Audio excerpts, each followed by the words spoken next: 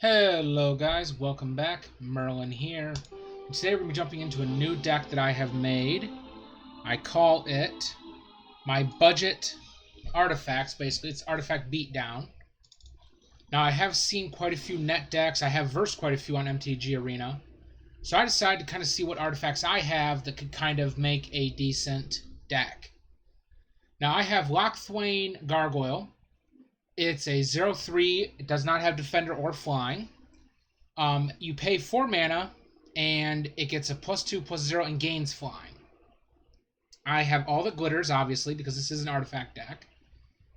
I have 4 Prismites, 4 Sorcerer's Brooms. Now, whenever I sack another permanent, I may pay 3, and if I do, I get to create a token that's a copy of Sorcerer's Broom. So, it has the potential to, multiply out of control if I have the mana. I have 1 Steel Overseer.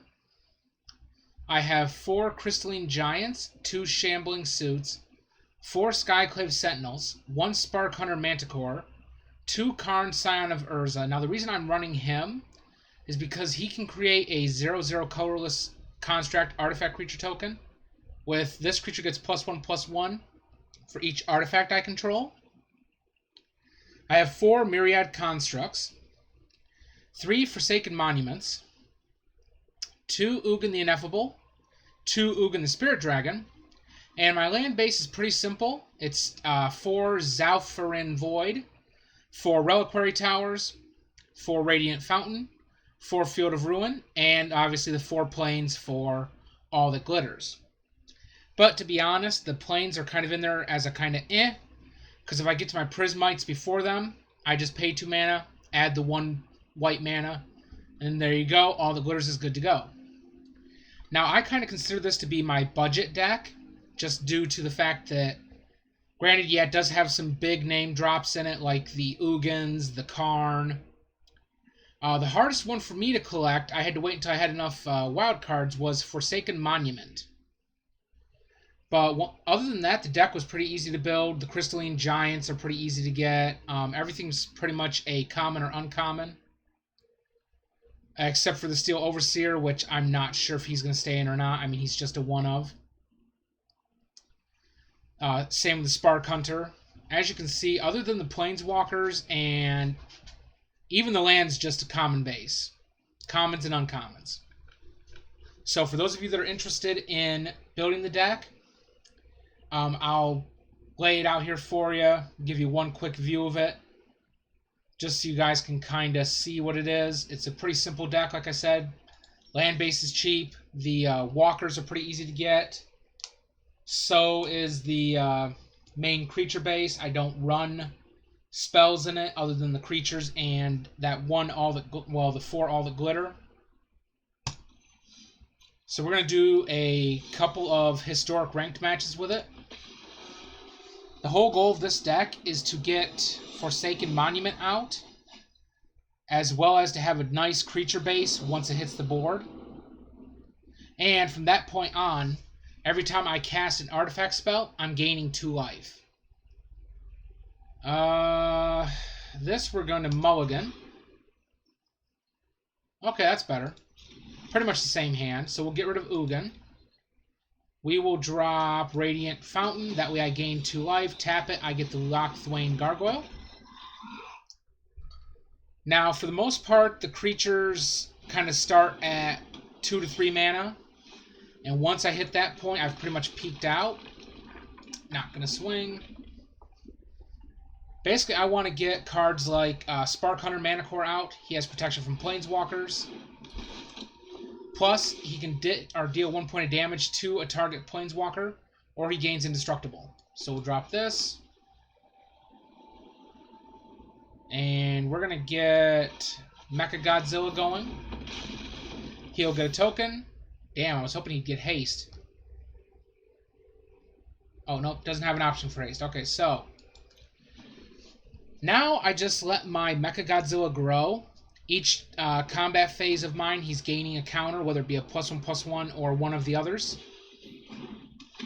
And basically, he's going to plow through whatever's going on here. Now, I cannot let his life total get beyond, or get, to the 27 point. because at that point he can start tapping the Speaker of the Heavens for a 4/4 Angel. So we're going to drop another Mecha. He gets a token, he gets a token. Have him swing. And he's going to want to block me. Nope. Because as long as I swing and keep the damage up, he can't get to his Speaker of the Heavens ability, which would then in turn trigger the Bishop of Wings. Now this is a nice combo right here. If his life total is at 7 or more than his starting total, he taps it to create a 4/4 White Angel. Whenever an angel enters your battlefield under your control, you gain 4 life. So rinse, lather, and repeat. But back to my deck. As you can see, I've basically hit my peak.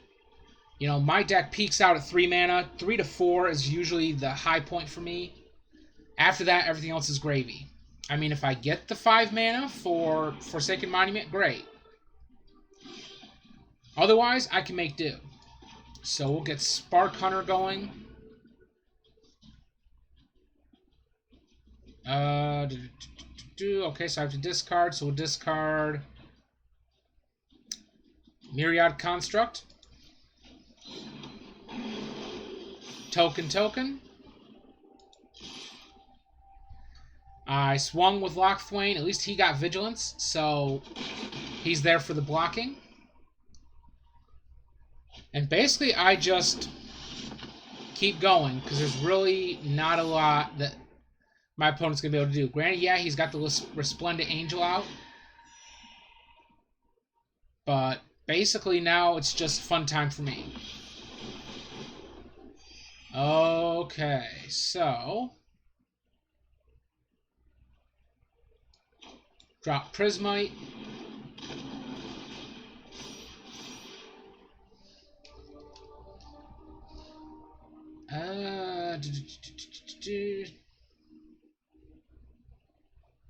No attacks. Now he is going to get higher than me in the life total because he's going to use Speaker of the Heavens, I'm sure.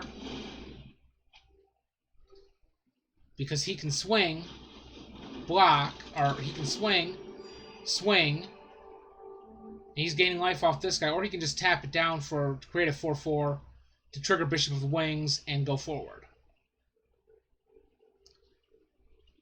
But basically at this point, I'm kind of at the point where there's not a lot I can do against this deck.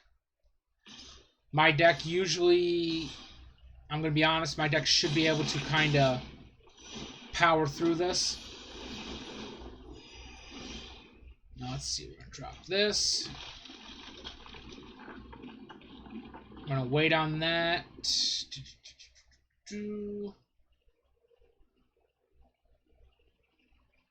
Next. Oh, he's got Hexproof. Alright, no attacks. And my turn. Now, if I do this right, and he swings with that Speaker of the Heavens... Nope. Okay, so, I know it has been brought up, because I've seen it kind of in a lot of players' chats and comment sections, that a lot of players, or a lot of people claim that, hey, all you do is show us the best. I have no issue showing you guys when I fail in my videos, because to me, I never fail. I just gain more learning experience. Basically, what I'm trying to do with this deck is just make it the best that I can, and I'm trying to give players out there who don't have the money to, say, buy all the premium currency for this game, or buy all the packs, just showing that with the right wild cards and a little bit of kind of like, I guess, I want to call it common sense, but a little bit of deck sense, you can easily build a pretty competitive and decent deck. So we're going to keep this hand. I mean, if you guys want to give me a shout out in the comment section, or just let me know, hey, I think this card would be great for your deck, or hey, I think you could do better if you took this out. Give me a shout out. All opinions are welcome. I actually kind of enjoy them, because it gives us kind of a dialogue to build upon. Alright, so we're going to drop this, and we're going to get Steel Overseer going. Now, the only reason I run him is he puts a +1/+1 counter on each artifact creature I control. So, if I can, say, get my Sky Sentinel going, he can attack as long as he has that +1/+1 counter on him. Okay, so he's going to start dinging me for 2 and gaining 2. So we're going to drop this. We're going to drop Skyclave Sentinel. We're not going to kick it. Activate ability. Now he can swing. And basically at this point, I just need to beat him down as fast as I can. Yes, he gained 2 life off from me. But if I play the right cards, I should be able to somewhat overrun him, as provided he doesn't, you know, murder my Skyclave. But then again, no worries there, because he's running a 5-color, by the looks of things, for his Sanctums. Now, I did build a 5-color Sanctum/Shrine deck, and I do intend to kind of show that off here in a wee bit. It'll probably be one of the next videos I do. Let's see here. Okay, for our next move, we're going to drop Reliquary. And we're going to throw out Mecha Godzilla. He gets Vigilance, swing for 3. And basically do as much damage as humanly possible. Now, in order to kind of overrun him... Okay. He gains 2 life for each shrine he controls. Yeah. We drop that.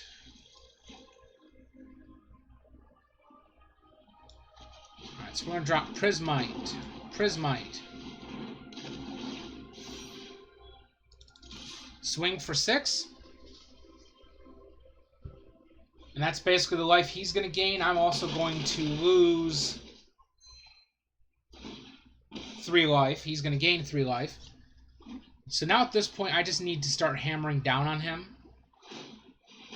I mean, if I can pull a life gain counter on my Mecha Godzilla, I should be okay. Or that'll work too. Alright, so we're just going to drop Sorcerer's Broom. Next. Life gain. Come on, life gain.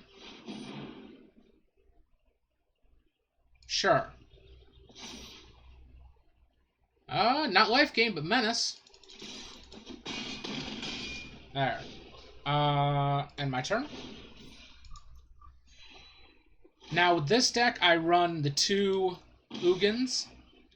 I run Ugin the Ineffable and Ugin the Spirit Dragon. Now, Ugin the Ineffable is great just simply because I can use him to, say, destroy a shrine. Provided I draw a land. I did not draw a land, so we're going to drop this. Ah, life gain. Thank you. There is some hope for me yet. Provided he doesn't get mortified. Oh, God. Okay, so we drop this.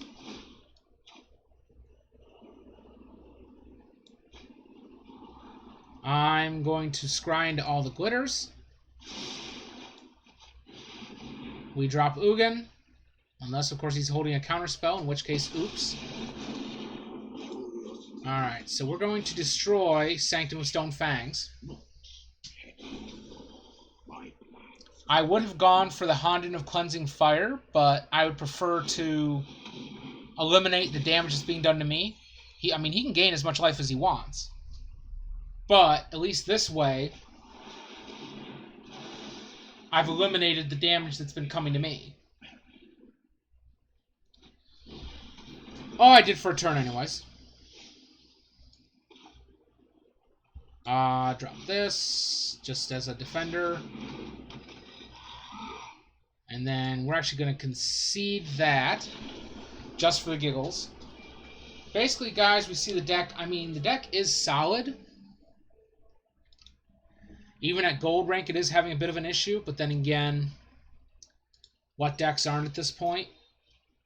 So we're going to take another look at the deck. So we've got the 3 Lockthwain Gargoyles, 4 All That Glitter, the Prismites, Sorcerer's Brooms, 1 Steel Overseer, 4 Crystalline Giants, 2 Shambling Suits, Skyclave Sentinels, Spark Hunter Manticore, 2 Karn Scion of Urza, which you got to see in action, the 4 Myriad Constructs, 3 Forsaken Monuments, Ugin the Ineffable, which you got to see. Didn't get to see Ugin the Spirit Dragon, at least not played anyways. 4 Plains, 4 Field of Ruin, 4 Radiant Fountain, 4 Reliquary Tower, and 2 Zalfarin Void. Now, the reason I like this artifact deck is because I don't have to worry about my lands coming into play tapped, because you play them, you go.